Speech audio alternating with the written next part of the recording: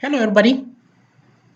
So, something I was not expecting happened the 26th of June 2017. Former military president Ibrahim Babangida called for restructuring of Nigeria. According to Channels TV, he said restructuring has become a national appeal as we speak, whose time has come. I would strongly advocate for devolution of powers to the extent that more responsibilities be given to states, while the federal government is vested with responsibility to oversee our foreign policy, defense, and economy. And I tell you, he got it spot on. He got it spot on. Spot on. At least according to my views on how and what should be restructured. The only thing that wasn't clear to me was the economy. What kind of economic responsibility should the federal government be responsible for? I hope he isn't thinking a lot, because it shouldn't be. But this is a win for Nigerians, especially for northern Nigerian elites, for northern Nigeria as the elites are less favorable about restructuring than the elites and the people from southern Nigeria. This will at least get us talking in the north about what restructuring is. Probably a lot of people in the north will be hearing for the first time. And this will kind of get the whole country on the same page. As for now, it's mostly people from the south whose voice is stronger in calling for restructuring of Nigeria. Now, what did he say? What was the specific? He called for devolution of powers. I absolutely agree with him. He wasn't specific in the report, but from what he said, it looks like everything else except for foreign policy, defense, and the economy, which is about close to what I think it should be. I think the federal government should be responsible for defense. Defense includes everything for me, includes foreign policy, immigration, border, and all of that. It should have its own court system, so there should be federal courts for judging federal offense only. And then it should have few responsibilities when it comes to the economy in terms of regulation of the economy, and that is really, really few. And mostly the way I see it is federal government should have no direct running of a business. So the federal government should not run a business. For example, if a federal government finds oil in its land, it's for the federal government, and that oil should be leased out to people like you and I, to private people, private individuals. Otherwise, that's it. The federal government should protect our rights, in addition to what I said earlier, and that's about it. Everything else should go to states. So absolutely agreed with IBB. Now, he made mention of state police, and he said, according to Channels TV, that the fear that state governors will misuse state police to their advantage outweighs is less than the benefit of state police. So basically, people that oppose state police fear that state governors will use state police to their advantage, right? And he said, even if that is the case, the advantages would outweigh the disadvantage that is worth it to do it. And I want to add a few words on that, particularly on how we would avoid state governors misusing police, right? We know power corrupts, so It doesn't matter where the power is, if it's the federal or state, someone could misuse it. So how would decentralizing police to state prevent governors from misusing it? At least minimize it to the barest minimum. Well, this is it.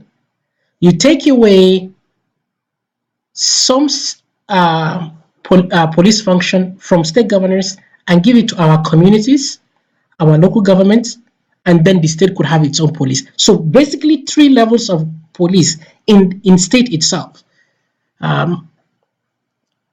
As well as the payment, who pays the police at each of these levels. This payment should come directly from the level responsible for the police. So your town's police should be paid for by your town and should protect your town. My town's police should be paid by me and other people residing in the police through taxes, and it should protect me and other people in the town. So once you do this, once you take fiscal responsibility, that's money, who pays and who controls, then you curb to the minimum the misuse by state police. For example, a governor cannot order under a true federal government country. The governor cannot order the community police to do anything. He doesn't even have power over them. He can't order them. He can't order them to do anything that's against what they believe, what their assignment is. And let me give you a quick example. For example, let's say you work in my company. So that means I manage you as well as pay you. I have an indirect control over you. If you don't follow my rules, I will fire you, right?